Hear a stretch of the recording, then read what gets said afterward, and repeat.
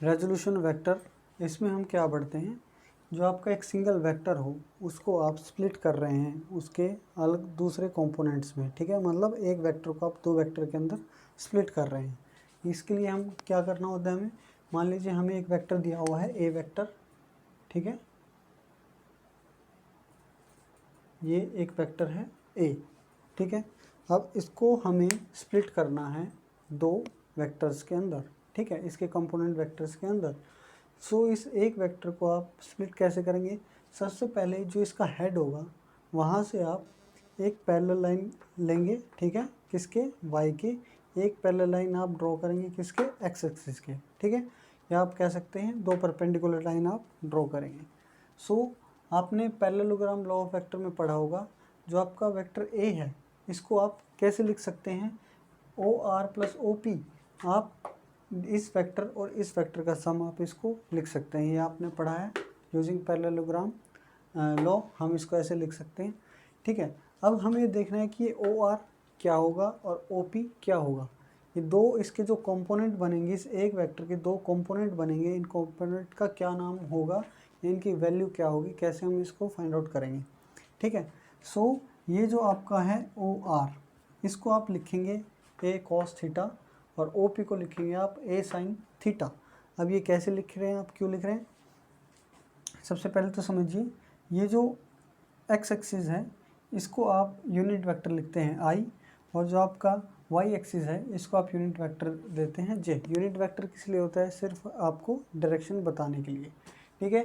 ये जो ए वेक्टर है इसका मैग्नीट्यूड है स्मॉल ए। अब आगे देखिए, इसमें ये जो एक्स कंपोनेंट है आपका, ये जो एक वेक्टर है ए, ये जो इन दो वेक्टर में स्प्लिट हुआ है, दिस वेक्टर और दिस वेक्टर, ठीक है, ए एक्स, ये वैल्यू जो है एक्स, ये जो ए आपका कंपोनेंट है ये वाला, तो ए एक्स में इसकी वैल्यू क्या होगी और ए वाई पे इसकी क्या वैल्यू होगी, जो वाई एक्सिस पे इसका प्रोजेक्शन हो उसको हम ए एक्स ले रहे हैं, जो जो एक्स एक्सिस पे प्रोजेक्शन हो रहा है उसको हम ए एक्स ले रहे हैं, और जो प्रोजेक्शन वाई एक्सिस पे ले रहा है उनको हम ए वाई बोल रहे हैं, ठीक है। अब इनकी वैल्यू कैसे लिखेंगे आप, जैसे कि आपको पता है, यहाँ पे देखिए आप, कॉस थीटा क्या होता है, बेस अपॉन हाइपोटेन्यूज, ठीक है। सो यहाँ पे हमें पता है, इसको ले लिया है, ये जो बेस है इसका नाम हमने लिया है ए एक्स, ए एक्स से हमने इसको डिनोट किया है, ठीक है, और इसको हमने डिनोट किया है ए वाई से।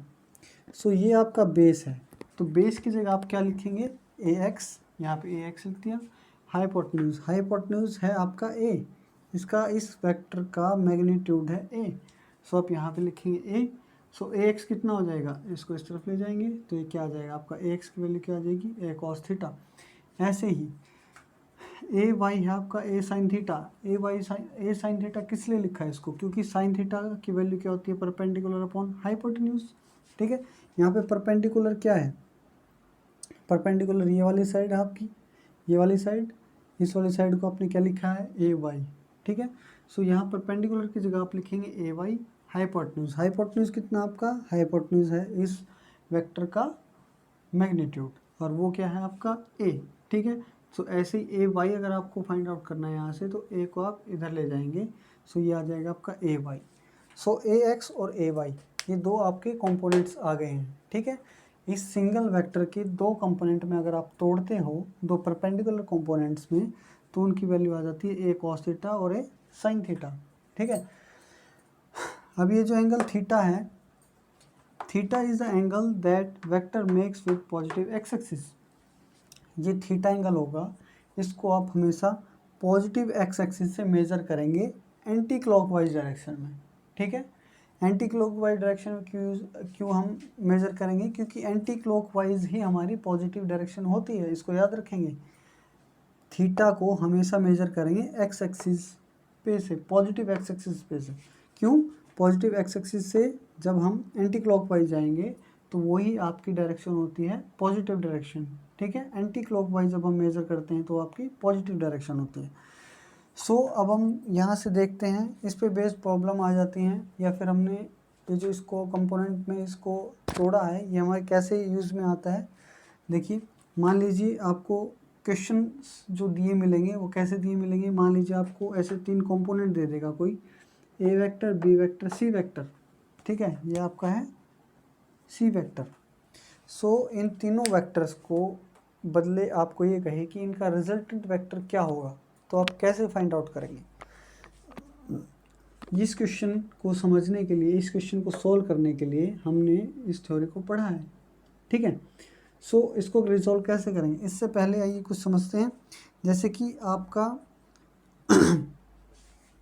या तो आपको ये कंपोनेंट दिए होंगे, ठीक है, या फिर आपको दिया हुआ होगा, आपको थीटा दिया हुआ होगा और आपको उसका मैग्नीट्यूड दिया होगा।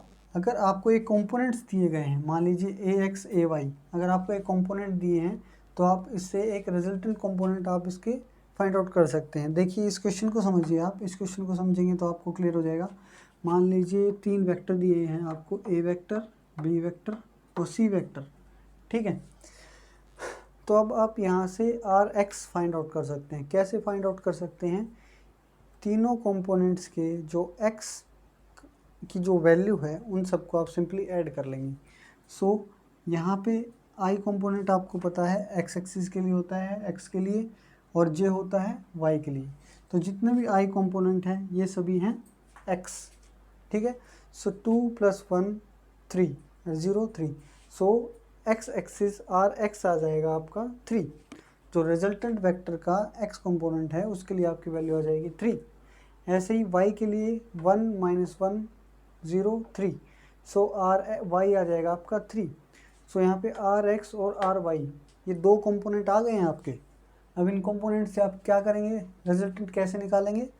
ये देखिए, जो आपको पैरेललोग्राम लॉ, ठीक है, आपको पता है रिजल्टेंट क्या होगा, आर एक्स का स्क्वायर आर वाई का स्क्वायर, जैसे कि यहाँ बता रखा है। मैग्नीट्यूड आप कैसे फाइंड आउट करेंगे? रिजल्टेंट वेक्टर का मैग्नीट्यूड फाइंड आउट करने के लिए एक्स कंपोनेंट और वाई कंपोनेंट का स्क्वायर करके उसका रूट लेंगे।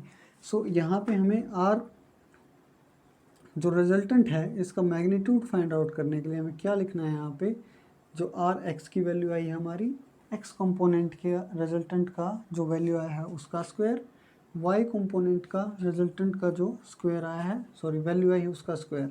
सो √18।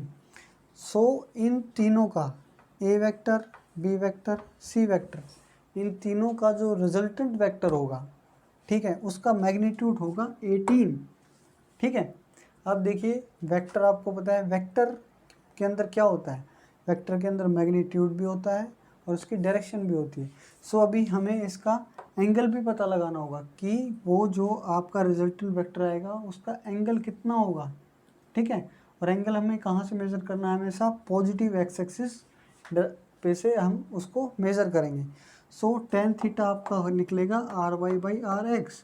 जो RX जो x कंपोनेंट का आपका रिजल्टेंट का मैग्नीट्यूड आया है और जो y का आया है, इसको आप y को x वाले से डिवाइड करेंगे।